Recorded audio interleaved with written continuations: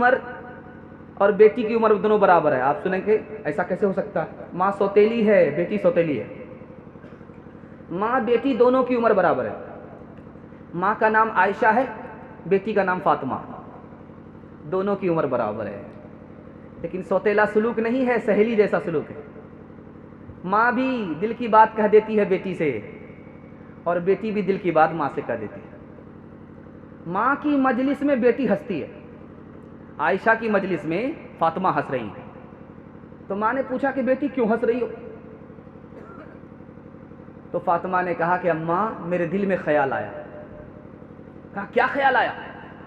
کہا آپ تو ابو بکر کی بیٹی ہو، میں رسول اللہ کی بیٹی ہوں، اس لیے میں مسکرا رہا. ماں کو سمجھ میں آ گیا کہ بیٹی کو ادب بھی دینا ہے اور بیٹی کو حوصلہ بھی دینا ہے.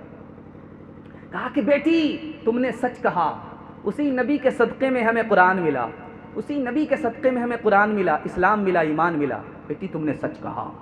لیکن بیٹی مجھے بھی ہنسی آ رہی. اب بیٹی کے کان کھڑے ہوئے کہ ماں کو کیوں ہنسی آ رہی ہے. تو فاطمہ پوچھتی ہیں عائشہ سے کہ اماں آپ کو کیوں ہنسی آ رہی ہے؟ کہا کہ بیٹی تو بھی انتقال کرے گی، میں بھی انتقال کروں گی. تو بھی قبر میں پہنچے گی، میں بھی قبر میں پہنچوں گی. جب قیامت قائم ہوگی تو بھی قبر سے نکلے گی، میں بھی قبر سے نکلوں گی. اللہ کا فیصلہ ہوا تو تو بھی جنت میں جائے گی، میں بھی جنت میں جاؤں گی. لیکن بیٹی مجھے ہنسی اس پر آ رہی ہے کہ جب تو جنت میں جائے گی تیرے ہاتھ میں علی کا ہاتھ ہوگا. بیٹی جب میں جنت میں جاؤں گی میرے ہاتھ میں رسول اللہ کا ہاتھ ہوگا. جس پہ باندھا تھا خدا کے دشمنوں نے اتہام، آج تک انسان شرمندہ ہے اس الزام پر.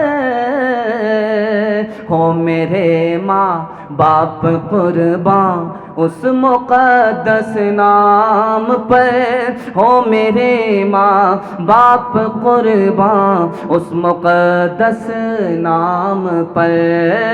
ہو میرے ماں باپ قربان اس مقدس نام پر، ہو میرے ماں باپ قربان اس مقدس نام پر. عائشہ کے سینکڑوں احسان ہے اسلام پر، عائشہ کے سینکڑوں احسان ہے اسلام پر. اب دیکھیے دلہا بابو کے حوالے سے پیغام ہے، بالکل چھوٹا ہے. آپ کا جلسہ مکمل مختصر ہو گیا ہے. ہاتھی پاس ہو گیا، دم پھنسی ہوئی ایک دھکے میں انشاءاللہ پاس ہو گئی. ساتھ دیں گے ہاتھ اٹھائیے انشاءاللہ. فجر کے بعد ساتھ دیں گے ہاتھ اٹھائیے انشاءاللہ. یہ دیکھیے پھنس گئے. فجر کے بعد کہاں آپ کا جلسہ رہے گا؟ ذرا دھیان رکھیے گا. دیکھیے دلہا بابو کو پہلی نصیحت، دلہن سے رشتہ ہمیشہ کے لیے رہے گا اگر 3 بات پر دلہا عمل کر لے. پہلی بات یہ ہے کہ جب شادی ہو جائے تو نگاہ کی حفاظت کرے، دوسری عورت کو نہ دیکھے، ورنہ شیطان دوسری عورت کو حور بنا دے گا اور اپنی بیوی کو چڑیل بنا دے گا. اپنی نگاہ کی حفاظت کرے. دلہا کا دوسرا کام مقدر پر چھوڑ دے، یہی بیوی میرے مقدر میں تھی، اسی کو زندگی بھر نبھانا. تیسری نصیحت ہے بیوی سے کوئی امید نہ رکھے. وہ امید پر اتر جائے تو ٹھیک، امید پر نہ اترے تو بھی ٹھیک، اللہ سے امید رکھے. 2 بات پر دھیان دینا چاہیے دلہا کو، رشتہ ہمیشہ باقی رہے گا. عورت ہمارے ہاتھ میں قید ہے. جو ہاتھ میں قید ہوتا ہے اس کی عزت کی جاتی ہے. جیسے گائے ہے، وہ دودھ دے رہی ہے تو اس کو چارہ وقت پر کھلایا جاتا ہے، اس کو وقت پر پانی کھلایا جاتا ہے. یہ عورت ہمارے ہاتھ میں قید ہے، بے بس ہے، اس لیے اس کی قدر کرنی چاہیے. دوسری وجہ، یہ جو عورت ہے یہ مسلمان ہے، اللہ کے ہاں کون مقبول ہے کون مردود ہے کسی کو خبر نہیں ہے. دلہا کو 2 بات پر عمل کرنا چاہیے. یہ دیکھنا چاہیے کہ میری بیوی میرے لیے کیا کیا کر رہی ہے. بیوی اس کے لیے کھانا پکاتی ہے، ایک دن پکا کر کے دکھائے سمجھ میں آ جائے گا، سسر سے بھیٹ ہو جائے گی۔ کھانا پکانا آسان نہیں ہے، بیوی محبت میں اس کو پکا کر کے کھلا رہی ہے۔ دوسرا احسان یاد رکھے بیوی کا، اس کے بچے کا پخانہ کاٹ رہی ہے، اس کے بچے کا پیشاب دھو رہی ہے، خود بچے کو سوکھے میں سلاتی ہے، رات بھر گیلے میں سوتی ہے۔ اس احسان کو یاد رکھے تو کبھی تعلق خراب نہیں۔ تیسری بات کو یاد رکھے، بچے کا بھی کپڑا دھو رہی ہے، شوہر کا بھی کپڑا دھو رہی ہے، پورے خاندان کا کپڑا دھو رہی ہے، دھوبن ہو گئی، باپ نے رانی بنا کر کے بھیجا تھا۔ اس احسان کو اگر یاد رکھے کبھی جھگڑا نہیں ہوگا۔ گھر چھوڑ کر کے چلا گیا، گھر سے واپس آیا تو گھر کو اسی حال میں پایا، یہ چپراسن بن کر کے گھر کی حفاظت کرتی رہی۔ اس احسان کو اگر یاد رکھے کبھی جھگڑا نہیں ہوگا۔ یاد رکھیے 4 باتوں پر آپ عمل کر لیجئے، آپ کا مسئلہ حل ہو جائے گا زندگی بھر کے لیے۔ سب سے پہلی چیز، جب بیوی سے کوئی شکایت ہو تو غصے کی حالت میں سوال نہیں کرنا، جب غصہ ٹھنڈا ہو جائے تب بیوی سے پوچھنا۔ دوسری بات پر عمل کرنا ہے، جب بہن شکایت کرے بھابھی کی تو سوال نہیں کرنا ہے، سوال نام پکڑ کر کے نہیں کرنا، تم نے ایسا کیوں کیا، تم نے ایسا کیوں نہیں کیا، لوگوں کو کیا ہوا کہ ایسا کر لیا، لوگوں کو کیا ہوا کہ ایسا نہیں کیا، اس طرح سوال کیجئے، اس طرح نہیں۔ تیسری بات، جو سوال ہے وہی کیجئے، اس کے باپ کا عیب مت نکالیے، اس کے خاندان کا عیب مت نکالیے، مسئلہ بگڑ جائے گا، مسئلہ حل نہیں ہوگا۔ چوتھی بات کو ذرا دھیان میں رکھیے گا، کسی کے سامنے بیوی سے سوال مت کیجئے گا، پرائیویٹ میں کیجئے گا۔ اگر کسی کے سامنے سوال جواب شروع کیجئے گا، وہ دوسرے کے سامنے ذلیل ہو جائے گی اور پوری دنیا کے سامنے آپ کو ذلیل کر دے گی۔ اب آئیے میں آخری نمونہ دینے کے لیے جا رہا ہوں، دلہا بابو کے حوالے سے سنا رہا ہوں۔ دعا کیجئے اللہ دونوں کی جوڑی کو سلامت رکھے، اس نکاح کے آغاز کو بھی قبول کرے، اس کے انجام کو بھی قبول کرے، دونوں کو سکون نصیب فرمائے، دونوں کو نیک صالح اولاد عطا فرمائے۔ دھیان دیجیے گا، اللہ کے رسول نے دلہا بابو سے کہا، دیکھو اگر تمہاری شادی ہوتی اور تم سے کہا جاتا کہ شادی کے بعد تم کو اپنے باپ کا گھر چھوڑنا پڑے گا، تمہیں اپنے ماں باپ کو چھوڑنا پڑے گا، تو تم شادی ہی نہیں کرتے۔ لیکن قربان جاؤ اس لڑکی کے اوپر جو شادی کر کے اپنا گھر بھی چھوڑ دیا، اپنے ماں باپ کو بھی بھول گئی، تمہارے یہاں قربان ہو گئی۔ اس کے اس احسان کو یاد کرنا بھولنا نہیں۔ دھیان دیجیے، اللہ کے رسول نے نصیحت کیا، کتنی پیاری نصیحت کیا ہے۔